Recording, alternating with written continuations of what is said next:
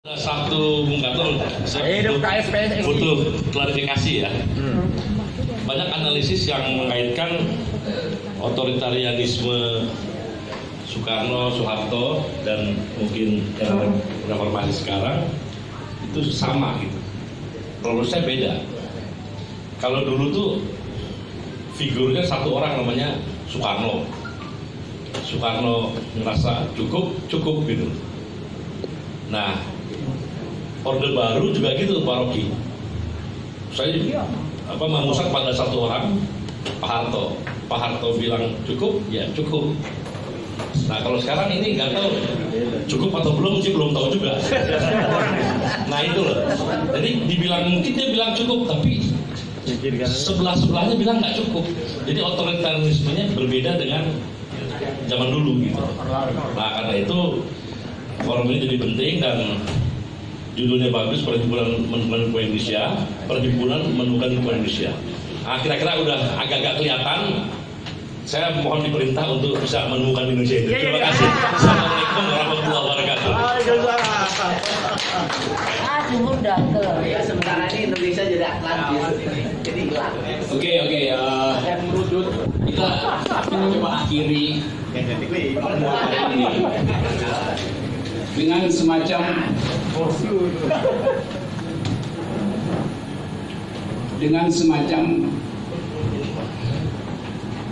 saya carikan istilah ya, rolling plan. Bukan plan yang udah fix, tapi yang rolling plan. Jadi rencana yang bergulir sejajar dengan pertambahan entropi negatif di sana. Gitu kalau anak ITB, gitu kan? Itu konsep.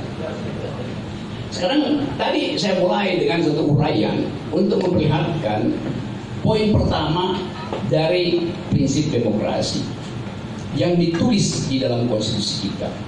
Konstitusi kita hanya mengatur pelengseran, bukan perpanjangan kekuasaan. Konstitusi nggak mengatur perpanjangan kekuasaan. Yang diatur adalah penghentian kekuasaan. Ada syarat-syarat formal, ada syarat-syarat material. Jadi sebetulnya itu yang mesti kita endapkan supaya kalau kita bertengkar dengan tadi apa istilahnya, para kudeta saya lihat para penculik pasal konstitusi, kita punya argumen. Dan ini juga diperlukan oleh mahasiswa. Mahasiswa sampai sekarang nggak bisa pastikan argumennya apa. Itu yang saya maksud tadi. Jadi bekali mereka dengan prinsip bahwa jangan takut mengatakan bahwa konstitusi kita mengiyakan penghentian kekuasaan, tapi tidak mengiyakan perpanjangan. Itu intinya. Itu yang pertama. Dalilnya mesti itu dulu. Karena grammarnya kan konstitusi. Seolah-olah yang dibicarakan sekarang itu adalah upaya untuk mengubah konstitusi untuk memasukkan pasal penambahan kekuasaan. Padahal konstitusi itu sudah bilang tidak boleh ada penambahan kekuasaan, pengurangan boleh. Itu yang namanya syarat-syarat penjatuhan presiden, syarat-syarat impeachment. Jadi itu poin pertama yang mesti Anda khatam dulu di dalam pikiran supaya punya kemampuan untuk mengargumentasikan. Yang kedua, saya tadi bicara soal moral clarity. Bahasanya mungkin terlalu rumit, tapi itu makin lama kita mesti terangkan itu sebagai satu-satunya alasan kenapa kita mau bertengkar dengan kekuasaan, karena moral clarity itu. Misalnya pertanyaannya, apa hak presiden untuk mengambangkan keputusannya dengan bifurkasi tadi itu, tegak lurus tetapi boleh bicara. Moral clarity-nya apa? Sekarang kita bandingkan moral clarity yang sama dipakai oleh Habibie. Habibie bilang percepat pemilu. Moral clarity-nya apa? Supaya dia bisa dipilih kembali dalam percepatan itu karena dia masih memegang kekuasaan. Enggak, justru dia tidak menghendaki dia dipilih lagi. Itu yang namanya moral clarity. Bisa bedain nggak itu? Jadi dalil itu mesti kita cerap dulu sebelum kita himpun retorik yang berlebihan hari ini. Jadi kejelasan itu yang kita inginkan. Itu poin kedua saya ulang ya. Poin pertama adalah dalil demokrasi bahwa perpanjangan, perluasan, perlebaran kekuasaan dilarang oleh konstitusi. Penyempitan, penghentian kekuasaan justru dimungkinkan oleh konstitusi. Vital itu adanya, Ibu Bibi. Yang kedua tadi moral clarity. Apa moral clarity dari Airlangga untuk bicara tentang petani sawit di Riau meminta agar supaya penundaan? Moral clarity-nya apa? Kan itu intinya kan yang kita pertanyakan. Jangan-jangan dia bertemu dengan pengusaha sawit, bukan petani sawit. Kan itu yang mesti ada moral clarity, kejernihan moralnya apa ya? Dia boleh bicara. Kalau dia mewakili kepentingan petani, bukan kepentingan pengusaha sawit. Dia boleh bicara begitu kalau dia tidak punya saham di dalam perusahaan sawit, dia punya. Itu namanya moral clarity itu. Dua hal itu kita bisa teruskan. Apa moral clarity dari Caimin untuk minta penundaan pemilu? Bisa kalau dia nggak menyimpan komorbid di kardus durenya itu moral clarity itu. Demikian juga juru bicara presiden termasuk Mahfud MD. Apa moral clarity-nya untuk menerangkan bahwa nggak ada persoalan dengan Wadas? Jadi kita mau ada poin tadi adalah prinsip demokrasi, dua moral clarity. Yang ketiga, sebagai orang yang malang melintang dalam politik, kita punya intuisi yang kadang-kala tidak diperlukan survei. Pertama adalah dari gejala-gejala sosiologi kita tahu ada ranting kering di tataran bawah, ranting kering. Mak-mak segala macam ada di demo di depan kedutaan, ada di DPR.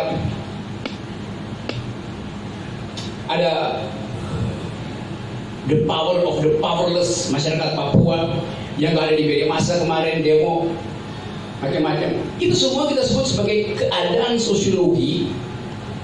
Ada ranting kering. Ranting kering itu ada di dalam masyarakat bawah. Di dalam elit sendiri ada puntung berasap. Karena elit makin lama semakin gak percaya di antara mereka tuh. Kalau rapat kabinet nggak ada orang yang bicara jujur. Karena dia nggak tahu siapa lawan siapa kawan di situ. Saling mengintai. Itu artinya ada puntung berasap. Sekarang saya hubungkan teori itu. Bagaimana kalau satu peristiwa kecil puntung berasap itu jatuh di ranting kering? Kapan itu? 2 hari besok mungkin bisa tuh. Satu Alfamart dibakar di Sukabumi, jadi itu ranting kering itu. Satu pom bensin dibakar di Makassar, jadi itu. Karena udah ada puntung berasap. Yang ingin kita hindari adalah jangan sampai puntung berasap itu membakar bangsa ini. Kalau dia cuma membakar istana nggak ada soal. Jadi itu logika berpikirnya, teman-teman. Jadi dari sekarang kita ingin pastikan bahwa kalau kita bikin pertemuan, kita mulai dengan menghitung dalil pertama tadi itu dipahami nggak oleh rakyat.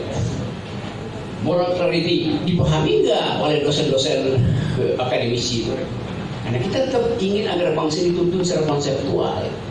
Dan yang ketiga adalah momen ketika ranting kering itu bertemu dengan puntung berasap. Momen itu harus kita ubah jadi monumen. Itu poinnya. Terima kasih. Jadi teman-teman saya ingatin ini waktu udah habis, tapi kita harus yang istilah Rocky tadi itu movementnya itu rolling. Kita ini harus ada pertemuan yang intensif mumpung sudah tidak ada lagi isu COVID yang dipakai oleh rejim untuk membubar-bubarkan pertemuan ya, seperti dulu waktu zaman saya dan teman-teman di kami ya. Jadi ini kita sepakatin dulu, kita bentuk tim kecil ya, satu untuk merumuskan yang tadi, merumuskan. Jadi Rocky sudah ngasih 3 catatan sebagai background sehingga ada 2 atau 3 resolusi, 1, 2, 3 tadi. Nah, yang kedua supaya tim ini bisa mengundang kita, ya tim kecil. Nah, itu apa diputuskan di sini atau bagaimana? Ya, tapi kan sementara percaya ya untuk nanti kita jadi jangan tidak ada kebohongan di sini. Ya kan masanya Jumhur ini kira-kira ada 8 juta. Masanya Peri 8 juta kira-kira satu. 40 juta. Tapi karena dia second, pengikutnya kira-kira udah dihitung 10. Nah, sisanya pasti pengikut dari si Hamdan Zulfa. Jadi tapi udah lumayan 10 juta tambah 8 juta, 18 juta. Rocky Group 235 juta viewer dia di terakhir waktu Rocky kirim ke saya. 235 juta viewer sebagai tokoh oposisi mengalahkan Gatot Nurmantio. Dan negeri ini kita. Evelo. Apa? Evelo. Kalah Gatot sama Rocky. Hati-hati. Maksud saya ini kepercayaan publik sama kita tinggi yang ada di forum ini. Insya Allah kalau dipercaya, ya ini nanti kita akan pertama memberikan kepada pers hasil dari ini semua. Nah, kedua nanti kita undang kelompok-kelompok kecil untuk pokja-pokja ya supaya kita lebih tajam lagi. Mungkin itu aja ya. Terima kasih. Wassalamualaikum. Bursa. Karena sejatinya hanya kekuatan masalah yang bisa berhadapan dengan kekuasaan. Apalagi kekuasaan ini di belakangnya adalah oligarki. Presiden disampaikan oleh Bung Rocky, ini adalah bonekanya oligarki. Jadi kita ini sebenarnya berhadapannya yang paling pas itu kita berhadapan dengan oligarkinya. Dan yang bisa berhadapan dengan oligarkinya atau kekuatan modal mereka adalah kekuatan massa kita. Insya Allah kita dengan ada Syarikat Islam, ada SPSI, konferensi SPSI dan yang lain-lainnya, itu kita bisa menyampaikan kepada penguasa siang hari ini kita siap people power juga, siap menggunakan kekuatan rakyat juga. Ya, tinggal pilihannya nanti kita sampaikan ke rakyat, pilih yang kuasa atau pilih dengan kekuatan kita.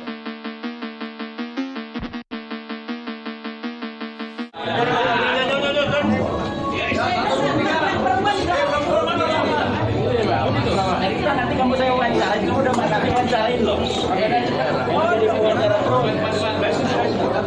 Tangan kiri sini, tengah. Kiri.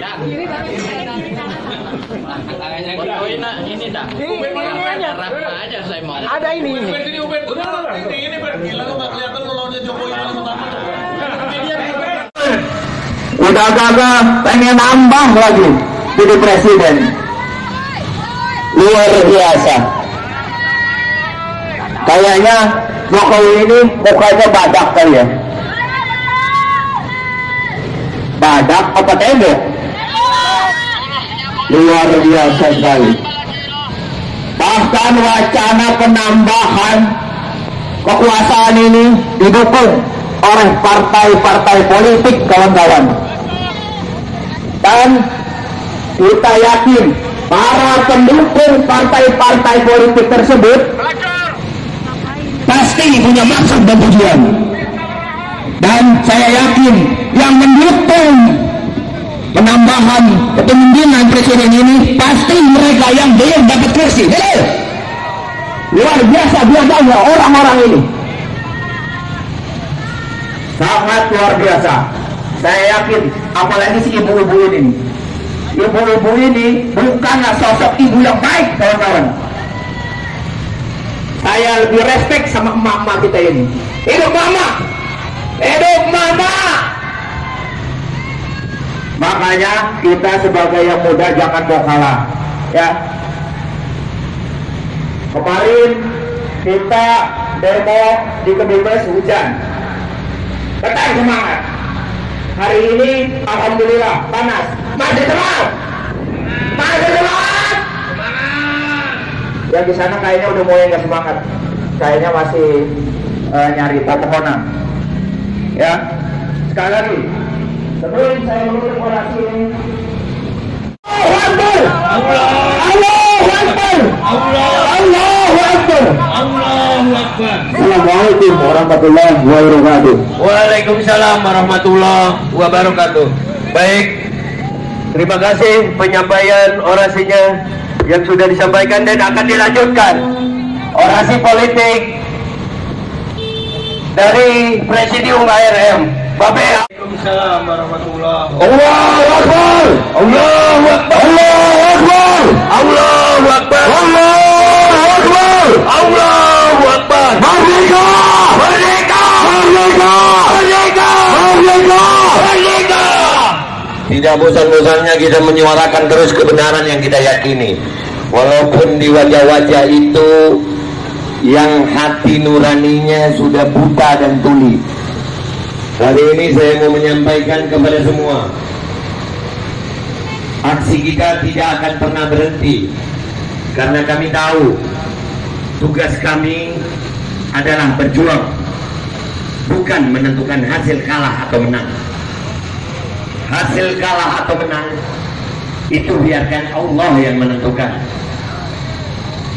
Mau berapapun jumlahnya, mau selama apapun perjuangannya, demi Allah, buat Indonesia kami siap untuk mengorbankan hidup kami sampai mati kami untuk Indonesia. Allahu Akbar. Sampai hari ini keadaan bangsa ini makin tidak baik-baik saja, makin rusak di segala bidangnya. Dari mulai ekonomi, hal-hal yang sangat tolol sudah terjadi. Negara yang notabene kebun kelapa sawitnya terbesar di dunia, penghasilan CPO-nya terbesar di dunia, hari ini untuk mencari minyak goreng rakyatnya dalam susah payah. Tolol apa tidak? Tolol apa tidak? Tolol apa tidak? Dan alhamdulillah, mudah-mudahan rakyat ini mau sadar. Lihat bagaimana gara-gara minyak goreng terbongkar kebohongan-kebohongan yang lain. Gara-gara minyak goreng kita melihat kerumunan manusia, tapi tidak ada Omikron. Kita melihat kerumunan manusia, tapi tidak ada yang mati karena Omikron. Berarti selama 2 tahun ini pandemi yang katanya pandemi darurat itu semuanya bohong. Kita dibilang hoax, kita dibilang penyebar hoax. Ternyata gara-gara minyak goreng terbukti semua kerumunan itu tidak ada yang kena pandemi, tidak ada yang kena virus, tidak ada yang kena Omikron. Penipu, kurang ajar. Dan yang lebih parahnya lagi, mandatori vaksin masih diteruskan. Hati-hati bapak-bapak yang berseragam ikut-ikutan mandatori. Demi Allah kalian tanggung jawab di akhirat. Itu vaksin yang ada untuk rakyat Indonesia adalah vaksin yang sudah kadaluarsa. Dan lebih gobloknya lagi, perpanjangan masa kadaluarsa didiamkan oleh DPR. Goblok, kurang ajar. Siapa yang bertanggung jawab kalau makanan kemasan saja masa kadaluarsanya bisa berbahaya bagi orang-orang yang mengkonsumsi? Lalu bagaimana vaksin? Mana itu dokter-dokter? Mana itu ilmuwan-ilmuwan? Kemana sekolah kalian? Jangan goblok. Wahai rakyat Indonesia, rekam suara saya untuk seluruh rakyat Indonesia. Bangkit dari kebodohan kalian. Kalian jangan mau lagi ditipu-tipu oleh mandatori vaksin. Tidak ada itu pandemi. Orang yang mati banyak di rumah sakit. Demi Allah, selidiki rumah sakit. Pandemi tidak ada yang mati di jalan. Berapa ratus orang yang di-COVID-kan gara-gara mandatori. Orang pulang dari luar negeri harus karantina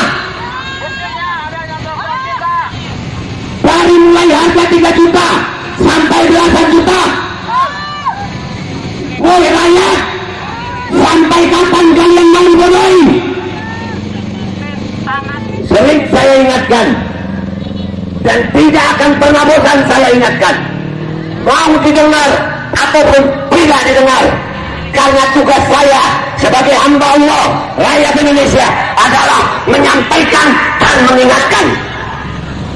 Allah menjadi saksi bahwasanya Bade Argo sudah mengingatkan rakyat Indonesia. Awas-awas aja impostor, terbuka dua aslinya koruptor. Buat gerakan masih tidak percaya, karena yang asli pasti ada masalah. Dua Tuhan sangat tikus berbondong-bondong, sana yang disulap dirubah jadi gorong-gorong. Sangat Indonesia mereka memakai gotong royong sebagai asas untuk lahirkan aturan yang bodong. Kosong, tolong dong, jangan kasih terus dong. Mereka harus sakit sampai kita menjadi pocong. Lalu kamu dicolong, kita lawan ke demo maka kau diberondong. Penjahat lokal rasa kolonial, jual Tuhan tapi ya zamannya finansial. Klasik, pecah belas lalu jadi praktik. Kita dia di domba fakta diputar balik. Dari Aceh sampai Papua ada skenario yang sibuk dilakukan oleh para Pinocchio. Orang hilang semudah terengipatulasi dengan ketiga belas tahun mereka masa bodoh. Mereka omnivora pemakan segalanya, sumber peraturan yang melindungi katanya. Negara kita penganut demokrasi, katanya berbeda jadi oligarki. Awas aja impostor, terbuka dua aslinya koruptor. Buat gerakan mesti tidak percaya, karena yang asli pasti ada balasnya. Buta hati Indonesia, hati makan sana makan sini, cari kursi paruh ini kasih lengkar barang boris. Di homo jadi pokok papi weekend pun gak lucu, kerja paling carombo. Bikin aturan ikut nenek pulsa merah, pente weekend balap pinggir cuma action di kamera yang ikona pasapet.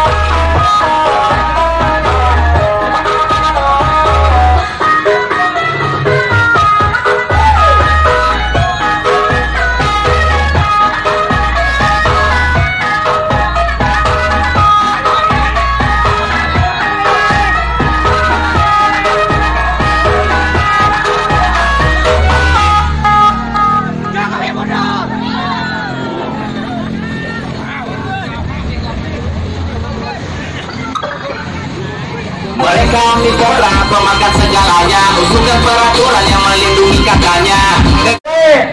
Saat itu kependudukan di tiap-tiap daerah di Majalengka yang tampak nggak benar. Yang tadinya perlu kawan-kawan ketahui, saudara-saudara ketahui, di Majalengka itu tak ada yang namanya demo-demo, tak ada yang namanya unjuk rasa. Tapi adanya undang-undang biadab ini, undang-undang Omnibus Law, hampir semua buruh berhentikan untuk menyuarakan menolak undang-undang Omnibus Law. Bukan orang-orang paksa dan biadab itu. Hidup buruh.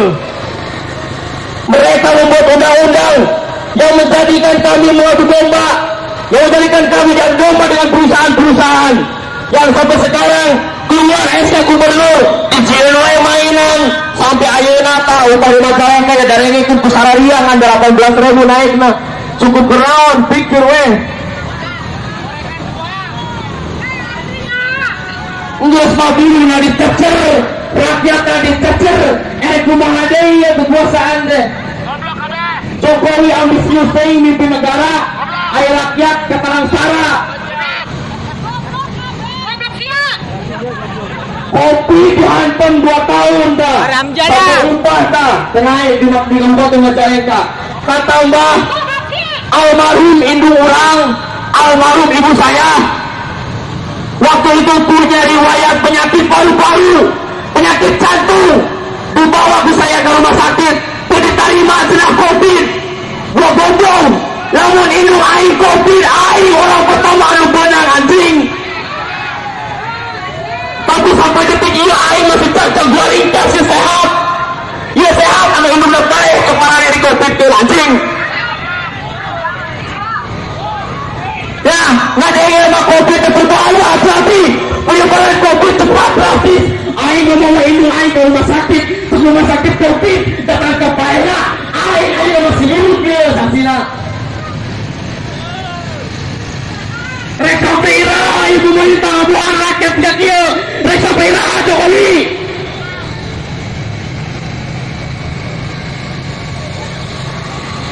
sik aku dipikir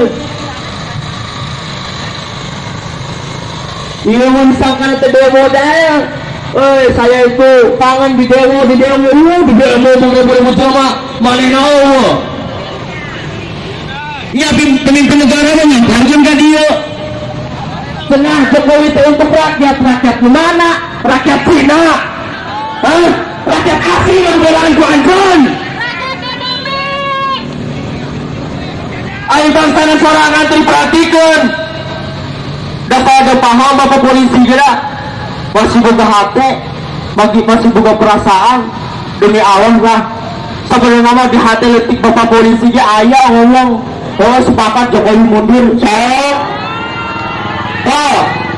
bener tuh yakin aja kayaknya sahanu hayang sahanu hayang rakyat dibentukkan dengan aparat sahak yang itu Jokowi baik ada konstitusi hukum rakyat diadukan ke aparat rakyat diadukan ke polisi ayo diadu-adukan makanya nama seneng pisan ngadu domba Jokowi mundur nah sepuluh macam yang gak mundur Jokowi